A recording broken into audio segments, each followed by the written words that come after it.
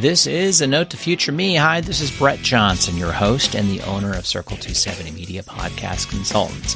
I occasionally like to go through podcast Facebook groups and save posts that have interesting questions and then go back over time 2, 3, 4 weeks later to see all the comments. And this post from a few months ago was asking the question, what was the worst advice given to you as a podcaster? The answers were really insightful and contradictory. And I think a lot of it comes back down to the focus of your podcast. What do you want to accomplish? And as I read through these comments, you'll see the contradictions. Audio quality, isn't that important? You should use your platform to discuss important issues. All that did was create a ton of stress and put strain on my friendships. Lesson learned, don't let anyone control your content.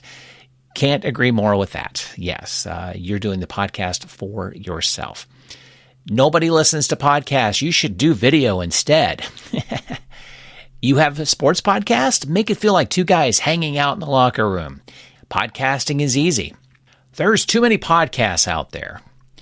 Another one, keeping your consistent schedule is the most important thing. Well, he also adds, I published an incomplete episode once because I wanted to stay on track with my schedules. I later pulled the episode and finished it. I apologized to my audience and dropped a double episode the next upload. They really appreciated it. Quality over everything else. Good for you. As long as you have great content and intriguing thoughts, people will listen. You don't need good sound quality. Use your family and friends to publicize your podcast at the beginning. To send money to a guy in India who promises he'll get us a new audience. Yes, if you've not run across those types of emails stating we can help you get a bigger audience, we've done it. Plenty of examples of that going wrong, as well as some people going a bit further with it and actually engaging with them and asking them specifically what podcasts did they help and how are they doing it. And it turns out it's just a money grab. You have to monetize. Stay in your lane. Drop your links. Yeah, that's a good one. And when you see that posted in any Facebook group, drop your links will help you promote. That's pretty much a phishing scam. They want to know who's active and go after you and basically scrape the RSS feed and get your email address and start pounding you for their services. Like, we'll get you a new audience. Wait until you have all the professional gear. Another one, in 2004, I wanted to do a podcast featuring stand-up comedians at the Improv theaters in Southern California. I talked to the Improv, comedians, promoters, etc. All said either, what's a podcast? Or that'll never be anything. Don't waste everyone's time. So he was a bit ahead of his time on that one. Too bad that he didn't follow up. Later on, he commented that he didn't do it because no one was really interested. You need to be getting paid. Stop working for free. This comment came from a family member, according to the person posting it. I didn't like defending my business and brand, but I knew my plan and stayed focused. I got paid when I was ready. Another, Blue Yeti is a good mic. As they continue, the one positive thing Blue Yeti has is its ease of use, plug and play. But as this person who posted also recommended, but I do not ever recommend using a condenser mic. The average podcaster is not in a professional studio, so you should use a dynamic mic. Blue Yeti is grossly overpriced. You can get a better sounding mic for the same price. Totally agree. For X amount of money, I can get you more listeners and likes guaranteed. Back to that person from India or any other country. Could be the United States as well, too, but that phishing scam. You can't be a podcast editor as a real job. That's been nullified. Just fix it in post. Yeah, there are a lot of people that look at it that way. Just get the episode done and we'll take care of it in editing. Your editor will take care of it. There's a lot of prep that goes into doing the episode correctly the first time. You'll be happier with the end results, and your editor will be as well too. Give your editor the best audio that you can.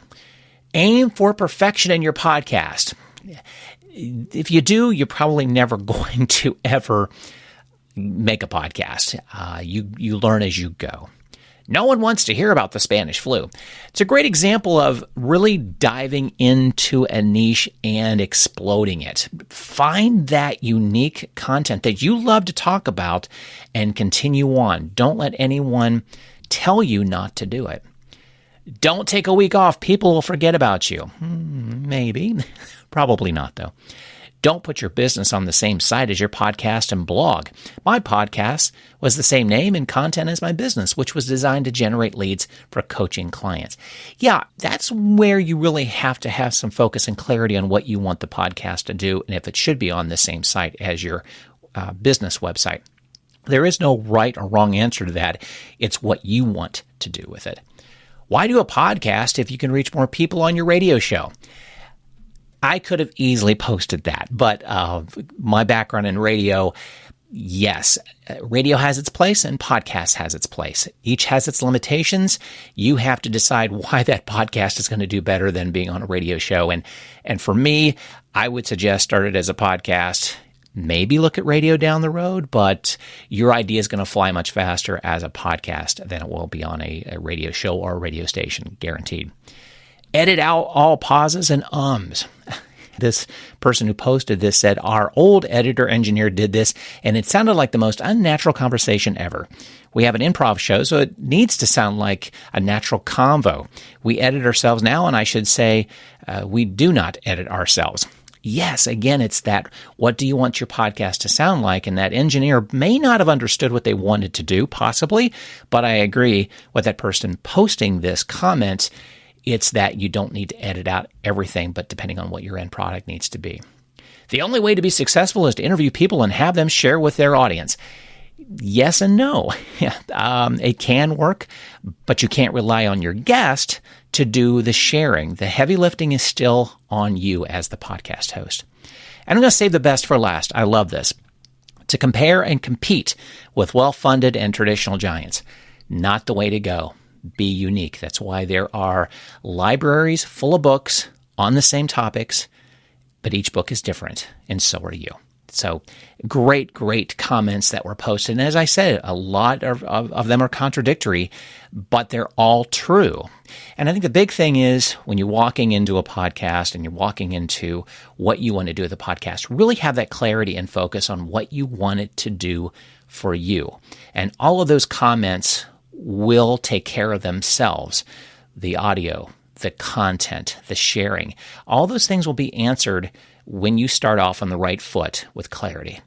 And if you're looking for more tailored help, then be sure to connect with our dedicated team of podcast professionals. We don't give advice. We give direction. We give best practices. We work with our podcasters to get them to where they want to be. We'll help your business create a podcast from planning and launching to editing, presentation skills, promotion, and monetization, if that's what you want to do. Interested in speaking with one of our professionals? We put together a questionnaire to quickly fill out. This will help us help you prior to our first information meeting, which you can schedule when you complete the questionnaire. The link is in the podcast show notes.